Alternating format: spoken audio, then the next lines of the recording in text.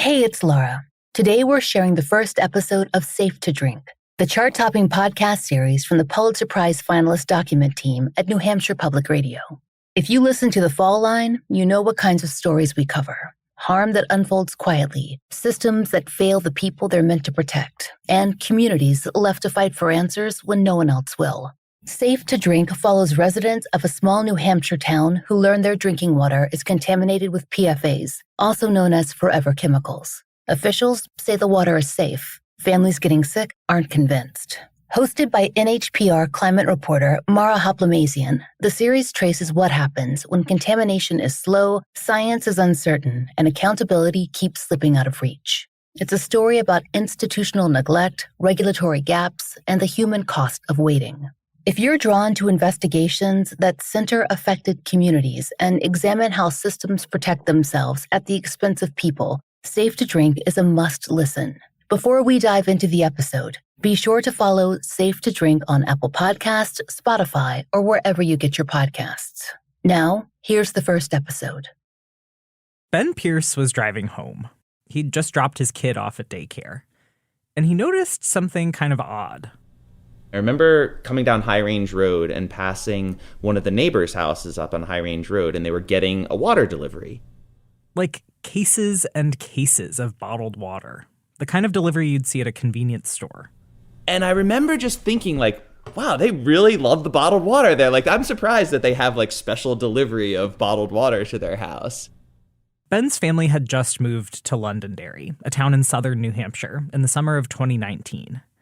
Now it was October. Ben was still new in town. The water thing was weird, but whatever. He kept driving.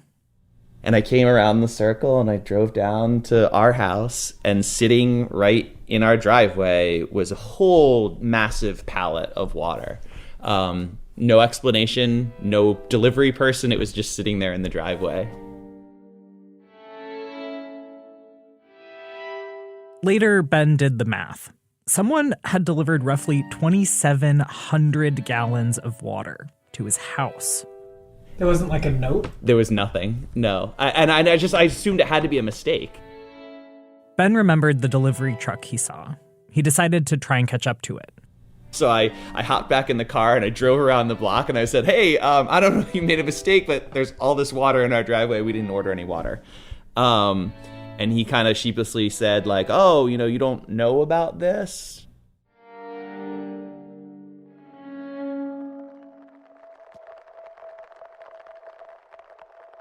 For a lot of people, the Pierces, me, maybe you, tap water is a given. Like the sky being blue or pavement being solid. Turning on the tap is a reflex, almost like breathing. We do it when we shower, fill the coffee pot, boil pasta, when we brush our teeth. After the surprise delivery, Ben made a few calls. And he discovered that the water he and his family had been using for months had something in it. Something that made it unsafe to drink or to cook with. Something you couldn't boil out. So instead of turning on the tap, they started cracking open plastic bottles. They explained to their 2 young kids, don't drink out of the faucet. Don't even use it to rinse your toothbrush. One of the things Ben worried most about was the teeth brushing, especially with his 3-year-old, Kinsey. It was a lot for her to just even manage a tube of toothpaste and a toothbrush, So to then ask her to, unscrew a cap and pour a little bit of water on her toothbrush and then, I really didn't think they'd be able to do it as kids. They still used the tap for showering, but tried hard not to get the water in their mouths. They still used the sink for washing plates, but dried them off extra carefully. Their son, Parker, was 7 at the time. Probably the most inconvenient part about it is remembering to tell people that haven't been here before. Because, it's not like we're just kind of used to it, but, if I have friends over that haven't been over before, then we have to remember to tell them that they can't drink the water. It's been more than 6 years since the first pallet of water showed up in the Pierce's driveway. Parker is almost a high schooler now. And they still can't drink the water from their faucets. I really don't think that day that I realized that it was a life-changing event. I knew it was a big deal. You knew that it was gonna change the house and the home value, and you had all the panic, but you didn't realize that as of this date, your whole existence is gonna change.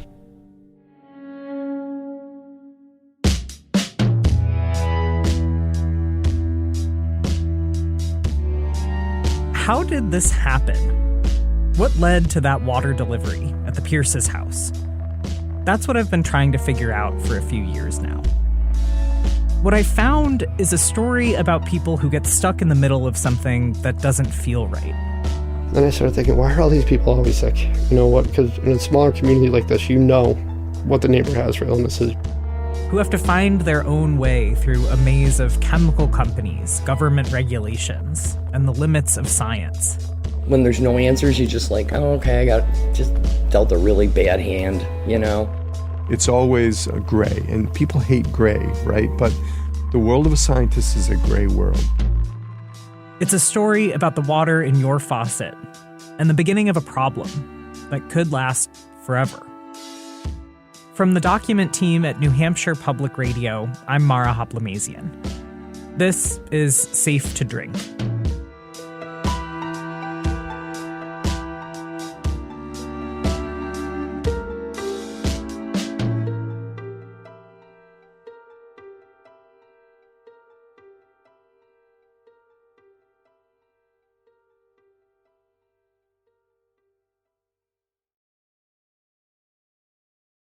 It's March 2016, 3 years before Ben Pierce chased his water delivery driver down the street. And we're one town over from where Ben's family lives, in Merrimack. Merrimack is like a lot of other places in southern New Hampshire. There are industrial buildings fanning out from the center of town, and a main drag with a park, a library, a few places where you can get steak for dinner. On this night, tons of people are filing into a school gym, filling up the chairs that have been set up on a basketball court. We're under control here. DES is here, as well as a number of the towns. State officials called this meeting. They had just announced that something had been detected in Merrimack's drinking water. A chemical called PFOA, perfluorooctanoic acid. They knew people would have questions. I wasn't in Merrimack that night. I didn't even live in New Hampshire in 2016. But I've been watching the aftermath of this night unfold since I started working as a reporter here. There's a recording of the night on YouTube. The room has the atmosphere of a town meeting. It's an annual tradition in New Hampshire. I'm going to remind you that just like at town meeting, we have Merrimack manners. You guys have always been good about this. I want to remind you that we're still under those rules. Town meetings can be kind of sleepy. A couple dozen dedicated citizens showing up to vote on how much to spend on the sewer system or whether to cut down and sell trees from a town-owned forest. But on this night, the room is absolutely packed. People bring in extra chairs for the crowd, but there still aren't enough. Eventually, the walls are lined with people standing. Everyone is looking around at each other, whispering to their neighbors. It seems tense. This is not a situation that any of us wanted. And I want to assure you that we here are as concerned about this as you are. For an hour, state officials in suits give a presentation about this chemical that was found in the water, PFOA. A screen behind them ticks through slides full of acronyms, diagrams, color-coded maps. They explain that this chemical is used to help manufacture Teflon products, and that it's part of a bigger family of chemicals, per- and polyfluoroalkyl substances, nicknamed PFAS. They don't occur naturally. They're man-made. As Mike said, my name is Dr. Chan. I'm with the New Hampshire Division of Public Health Services. New Hampshire's state epidemiologist, Ben Chan, tells the crowd these chemicals are in stuff we use all the time. Microwave popcorn bags, fast food wrappers, clothing. He says basically everywhere scientists have looked, they've found these man-made chemicals in the environment. But officials say the levels in the water in Merrimack are higher than the background levels. Even though PFOA is everywhere, it doesn't really seem like anyone knows very much about it. Chan calls it an emerging contaminant. So the big question here is, what does finding PFOA in the water mean for our health, your health, the health of your loved ones? The quick answer is that the long-term health effects are really unclear. The long-term health effects are really unclear, he says. Researchers are still studying them. There's a list of potential health effects in really small type up on the big screen. To show you the types of health effects that are being studied. Liver enzyme levels, total cholesterol, uric acid, sex hormones, thyroid hormones, immune function, obesity, birth weight, kidney function, diabetes, cancers. Kidney cancer, prostate cancer. But Chan says the studies aren't all coming to the same conclusions. They're difficult to interpret. What do these ultimately mean for a person's health? And the answer is we still don't know. As an example.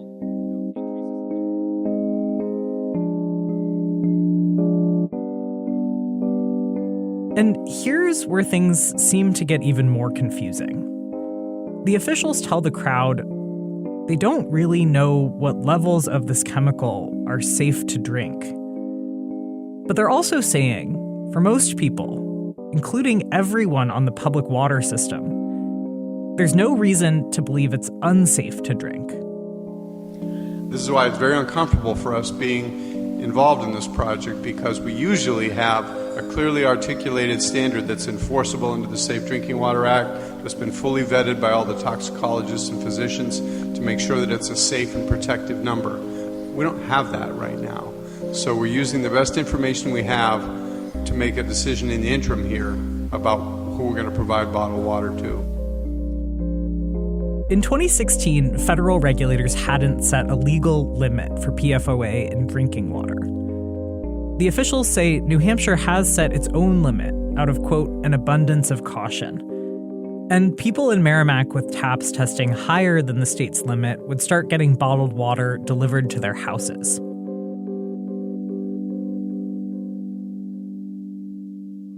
Up so you don't have to. After they finish their presentation, officials open up the floor for questions. Everyone gets 3 minutes to speak. So my wife is currently pregnant. Are there any extra precautions that she needs to be taking? And get into the ground system. For those of us who have gardens and are feeding our children from them, are the plants absorbing the PFOAs, or do we know that? Animals and stuff, fishing and everything else, are they safe to consume for hunters? The meeting drags on into the night. And over again, the people up on stage don't really have answers. We don't know exactly what that level is. We don't know what the levels of exposure that we're seeing. We don't know yet. We're still trying to put the pieces in this puzzle together. I don't know what the levels in the pond are. We don't know what that's. I don't know the answer. We don't know. We're taking. Sorry, we're going to have a frustrating answer on that. We don't know. We only know what we know from the recent. And if we don't know, why are you not telling us that we shouldn't be drinking the water? Can I drink the water? Can my pregnant patients drink the water? The question that sticks with me most from this meeting came from a woman who had lived in Merrimack for almost 30 years. She told the crowd her husband had recently died of prostate cancer. My husband was a big water drinker, tap water. He liked it room temperature. And my concern is I was the one that gave him that water to drink. I don't know if I killed my husband, and that's my feeling right now. I don't know what to do about it now.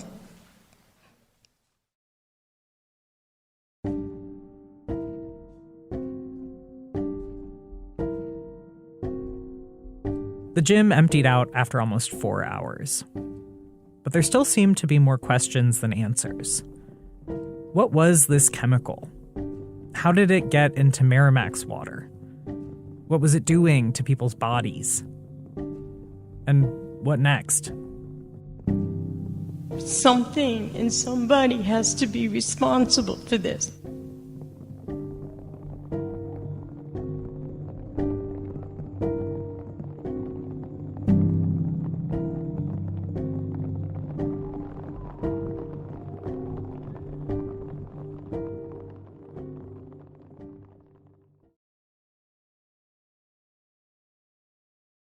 From the start, suspicion fell on a local factory owned by the St. Gobain Corporation.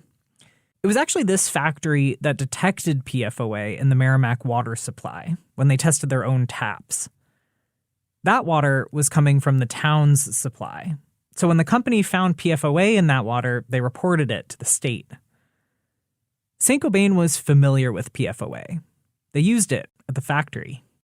But in letters to town officials, St. Gobain said they believed other sources, like a local landfill, caused the contamination. The company was basically saying, sure, their tests found PFOA in the town's water, but it wasn't their fault.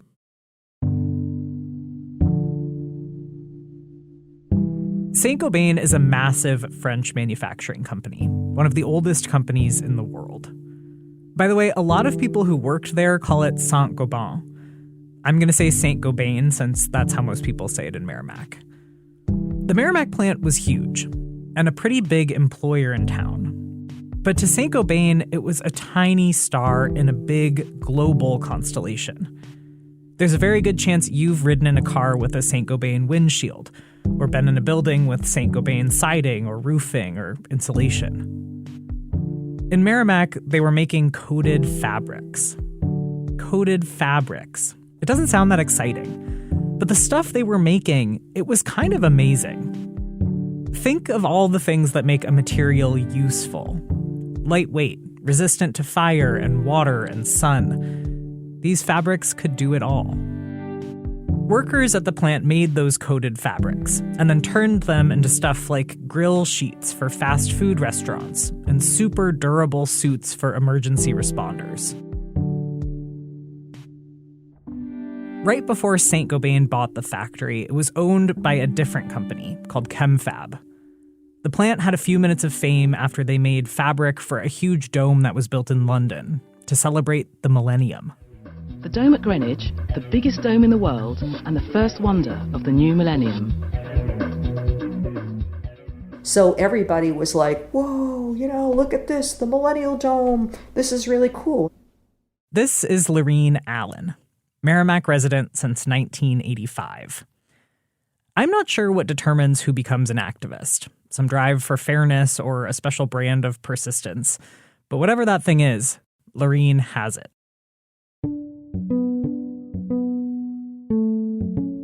For her, this all started on her couch. She was watching the local public TV station. They were broadcasting a meeting about the PFOA contamination.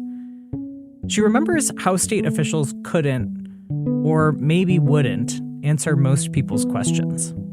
I'm picking up this arrogant, a little mansplaining, they were patronizing, some of them, and I know that. As a female in my generation, I know when somebody's saying, there, dear, don't worry about it, the men have this under control. I recognize that feel, and I immediately say something's going on here. Something's going on here. Lorene felt unsettled. One of the things officials said was that these chemicals had been in use since the 1940s. She was like, what do you mean we don't know anything about them?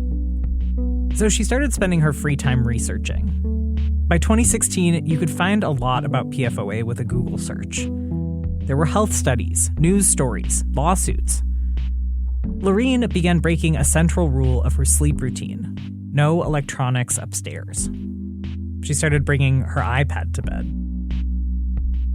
So the more you're going down Alice in Wonderland's crazy world at a late time at night when everybody else is sleeping and you're going, oh my freaking word, and you feel like you're the only one who knows this, but somebody has to know it, but is anybody connecting all the dots? Lorene's a therapist, not a scientist. But she felt her brain begin to work like an encyclopedia, rattling off facts and acronyms that she didn't even realize she'd learned. And she had a clear feeling. This stuff, PFOA, it really doesn't seem like it's safe to drink. So why were officials saying it was fine? Lorene and a few other Merrimack residents started hosting meetings about the water at the town library, and sometimes at Lorene's house. One of the other people who showed up was Wendy Thomas. We live in New Hampshire. We've got mountains, we've got lakes, our water is beautiful. It never occurred to me that our water would be contaminated. It just never occurred to me. Wendy raised 6 kids in Merrimack. By 2016, she already had experience with local activism. She'd organized to stop a gas pipeline from coming through town. But she didn't know anything about PFOA. That is, until she heard Lorene talk about it at one of those library meetings. Boy, she knows her stuff. And she just rattled off all of these acronyms and all of these facts. And I was like, wow. She remembers coming home from one of those meetings and telling her husband, "We need to get our well tested."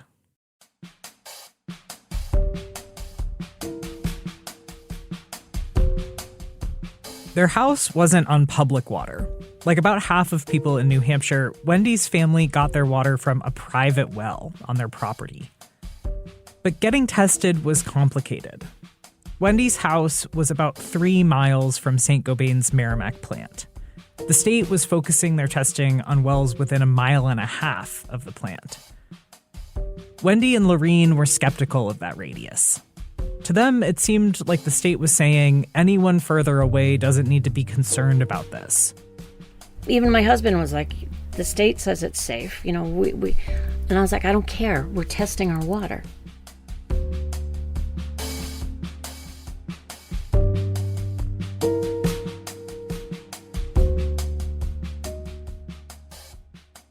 Okay, let's step back for a moment. Maybe you've heard the saying, the dose makes the poison. Doses of PFOA are measured in parts per trillion. You're going to hear parts per trillion a lot in this podcast. Sorry. The comparison used most often is that 1 part per trillion is like a droplet in about 20 Olympic-sized swimming pools. It's like 1 second in 31,546 years. Tiny, right? But you know what they say about the little things. Remember, at the time all this was going down in Merrimack, the U.S. Environmental Protection Agency didn't have official regulations or limits for how much PFOA could be in drinking water. But they did put out some guidance. It shifted around over the course of 2016, from 400 parts per trillion to 70 parts per trillion.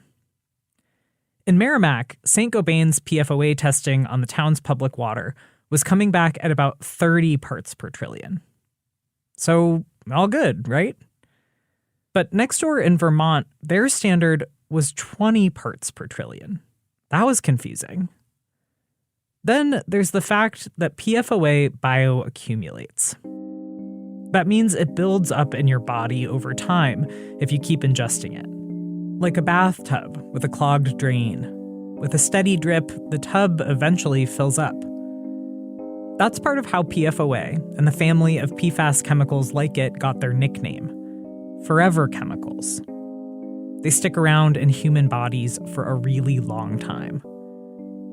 So it matters not just how much PFOA is in your water, but how long you've been drinking it.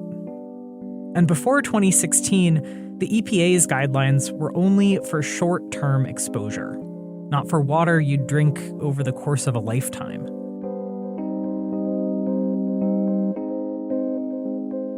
For people not on the public water system in Merrimack, things were even more confusing. When the state started testing private wells within 1 mile of the St. Gobain plant, some of those levels were coming in much higher than the town, at 190, 360, 820 parts per trillion. St. Gobain agreed to pay for bottled water or other solutions for houses that tested over the guidelines the EPA was using. As for Wendy, her well tested at 40 parts per trillion. So well under the EPA's guidance of 70, but double Vermont's limit of 20. Wendy told her kids not to use the taps. They started drinking bottled water and installed 2 kinds of filtration systems. Altogether, she was out more than $5,000.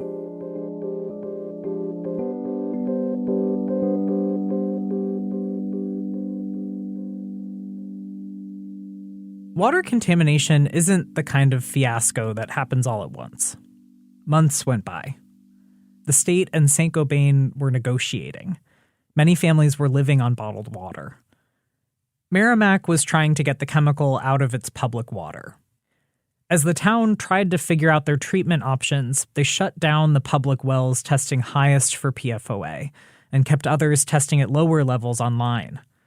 For everyone on the public system, the word was, it was still safe to drink. It seemed like people started settling into loose camps. There were some who trusted the official word, said, hey, I've been drinking the water, I'm fine. The other camp, Lorene, Wendy, and their friends, said no, we need to do something. They started showing up to local government meetings, trying to get people to take their concerns seriously. And it was mostly driven by women. There were some men in this initial advocacy group, but we were hysterical women. We were fear-mongers. We were, going to drive down the property rates in Merrimack. We were going to, force businesses out of Merrimack. We had better shut up if we know what's good for us. At one town council meeting, several counselors told Lorene's group they shouldn't say the town had contaminated water. Old guy, don't say the word contamination, it's inflammatory language. And you better believe from then on, I only use the word contamination, because that's what it was. It is contaminated. Another council member basically said, this isn't an Erin Brockovich situation. I continue to drink the water. My wife does. My daughter does. My dogs do. Okay? Town councilors were worried about jumping to conclusions. They were worried about the town getting a reputation. The last thing I want to do is scare anybody and overreact to something we need to deal with, but not to the point where we're going to scare anybody.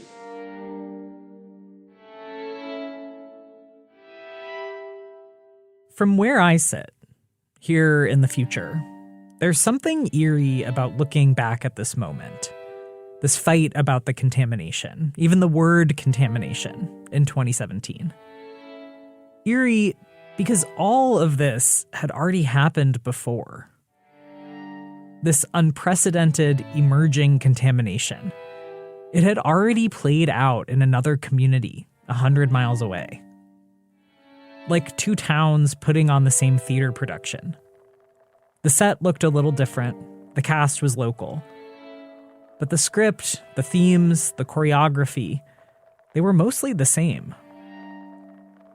The plays are so similar that in this other town, the person playing the role of Lorene, a local resident turned activist, is also named Lorene. I'm not an activist, but I was pissed off. I was beyond angry, knowing that now this was done to us. That's next on Safe to Drink.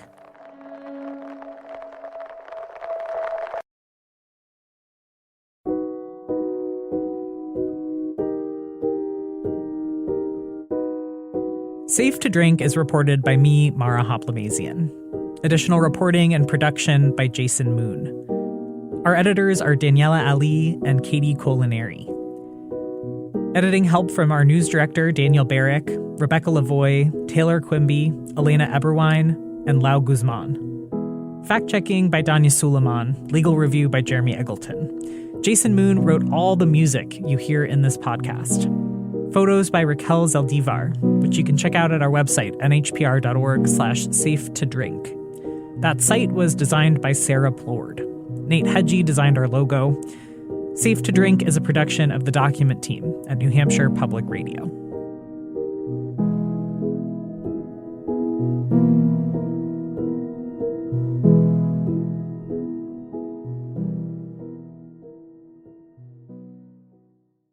That was the first episode of Safe to Drink.